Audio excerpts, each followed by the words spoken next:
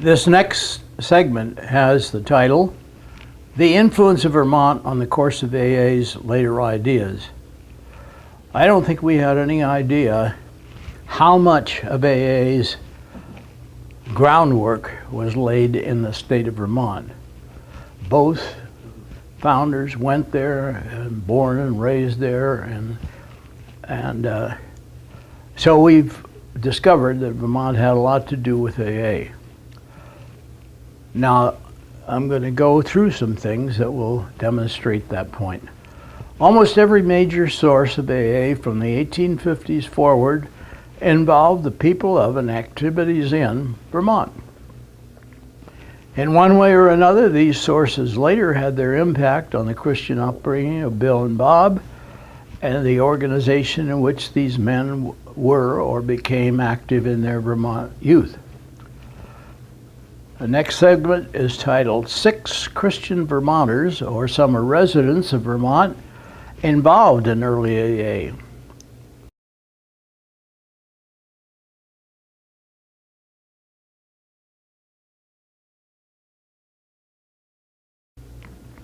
At least 6 Christians who were either Vermonters, born and raised, or regular summer visitors, summer people, were in their own ways to pick up the mantle of Christianity, learn from the Bible and the earlier ambassadors for Christ, and dive directly into the task of helping others establish a relationship with God through His Son Jesus Christ, and one by one overcome their respective serious drinking problems. And the 6 were, and the first subhead is William Griffith Wilson, Bill W., from East Dorset, Vermont. And we will show you a picture, the title of that is William Griffith Wilson from East Dorset, Vermont. And we'll show you a picture of Bill W. William Griffith Wilson was born on November 26, 1895 in East Dorset, Vermont, and spent his first few years growing up there. He received his Christian training and education in East Dorset, Rutland, Manchester, and Northfield, all in Vermont. The second subhead is Robert Holbrook Smith, Dr. Bob, from St. John's Ferry, Vermont. And we'll show you a photo of Dr. Bob. Dr. Bob was born on August 8, 1879 in St. John's Ferry, Vermont. He was raised there and also received his Christian training and education there up to and through his graduation from St. Johnsbury Academy in the summer of 1898, after which he left the state to go to the college at Dartmouth. The next subhead is Edwin Throckmorton Thatcher, whom everybody came to call Ebby. Bill's friend Ebby, along with his family from Albany, New York, was a regular summer visitor to Manchester, Vermont, home of Burr and Burton Seminary, where Bill was a student for 4 years. And Ebby met Bill in Vermont. Ebby and his family regularly summered there in Manchester and at Emerald Lake, Vermont. Ebby eventually attended Burr and Burton Seminary in Manchester for 1 year during 1912 to 13, which was Bill's senior year at the seminary, and later still briefly at Norwich University, a military academy in Northfield, Vermont, according to information provided on page 40 of the Lois Wilson story by William G. Borchardt. Ebby was rescued from incarceration for inebriative and alcoholism itself by 3 Oxford group members.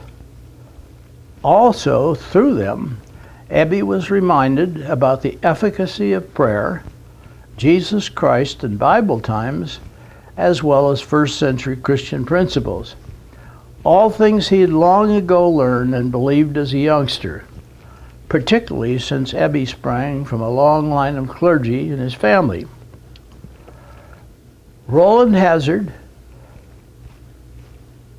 and Shepard Cornell of the Oxford group helped to get Ebby lodging in Calvary Mission in New York. There, Ebby was born again and had previously overcome his drinking problem for a time. The next subhead is Roland Hazard, a name that's, all these names have been misspelled by AAs. Thatcher is spelled Thacher.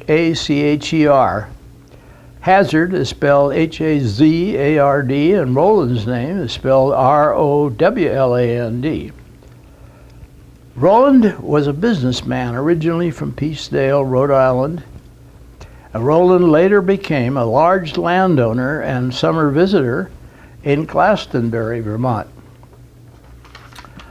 Roland had been a drunkard who was given by the famous psychiatrist Dr. Carl Gustav Jung the option of being cured of alcoholism through a vital religious experience.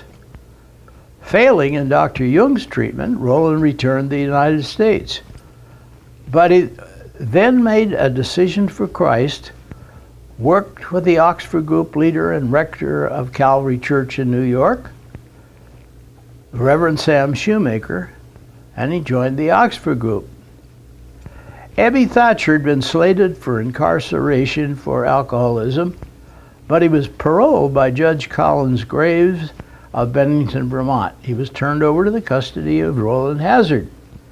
And it was Roland who taught Ebby about A, Dr. Jung's vital religious experience solution for alcoholism, B, who himself had become a born-again Christian, and C, who had been the primary teacher instructing Ebby about Oxford group principles, the availability of prayer, and about Bible times in Christ, principles that Ebby had learned as a youngster and believed. The next subhead is F. Shepard Cornell.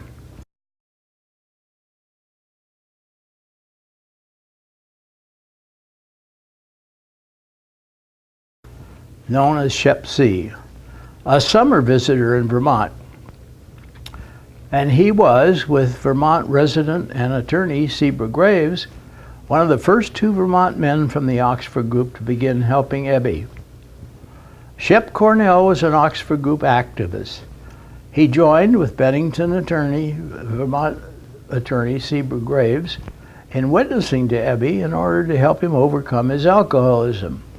Shep also later lodged Ebby in Calvary Mission in New York, and later still, Shep attended Oxford group meetings with Bill, Bill's wife Lois, and Ebby Thatcher, once Bill had gotten sober in New York.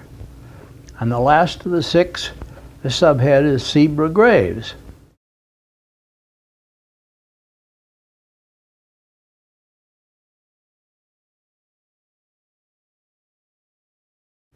Sebra G. was the young attorney and Vermont resident from Bennington, Vermont, who joined Shep in witnessing to Ebby.